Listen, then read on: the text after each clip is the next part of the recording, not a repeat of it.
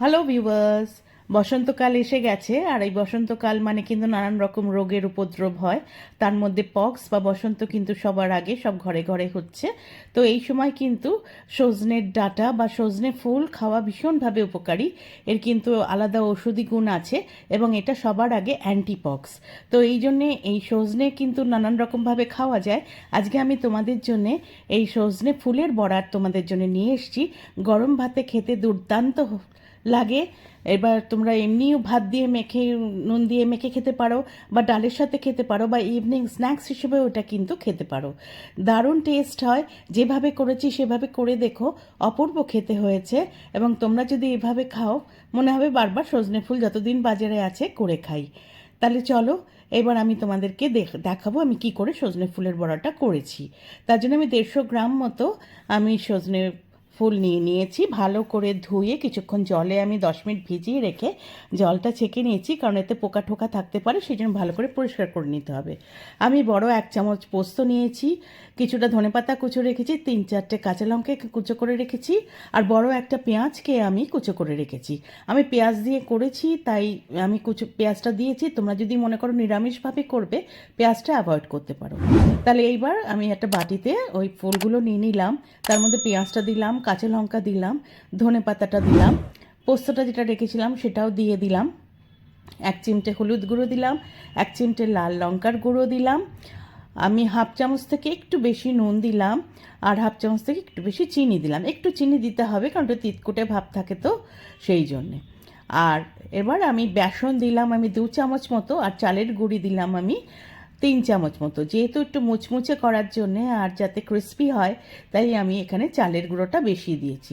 তোমরা চাইলে পুরোপুরি বেসন দিয়ে করতে পারো, কিন্তু যদি মুচমুচে খেতে চাও তাহলে চালের গুঁড়িটা একটু বেশি করে ইউজ করবে। প্রথমে আগে শুকনো ওগুলোকে মাখিয়ে নিলাম, নিয়ে এইবার হাতে করে জলের ছিটা দিয়ে আমি এগুলোকে মেখে নেব। খুব বেশি জল দিয়ে মাখবে না, তাহলে নরম হয়ে গেলে কিন্তু বড়াগুলো ভালো ক্রিস্পি হবে না। শুকনো শুকনো এইভাবে মেখে নেবে। যখন দেখবে এরকম একটা মণ্ডর মতো হয়ে গেছে, এবার এর মধ্যে আমি হাফ চামচ খাওয়ার সোডা দিয়ে দিলাম। হাফ চামচ খাওয়ার সোডাটা দিয়ে এবার এটাকেও সুন্দরভাবে এর মধ্যে মেখে নেব। এই খাবার সোডাটা যদি দেওয়া হয় তাহলে এটা মুচমুচে জিনিসটা খুব ভালো হবে এবং সুন্দর বড়াটা কিন্তু দারুণ টেস্টি হবে। এইবার তেলটা গরম হলে তার মধ্যে আমি এক এক করে ছোট ছোট পাতলা করে চ্যাপটা চ্যাপটা চ্যাপটা করে বড়ার আকারে আমি দিয়ে দিচ্ছি। সব একসাথে দেবো না, আমি 2 ব্যাচে বড়াগুলো ভাজবো। একদিক দিয়ে দেখো পাতলা করে দেবে, আর গ্যাস মিডিয়াম থেকে স্লো রেখে ভাজতে হবে, তা নাহলে বড়ার গায়ে রং এসে যাবে, পুড়ে যাবে, ভেতরে কিন্তু কাঁচা থাকবে।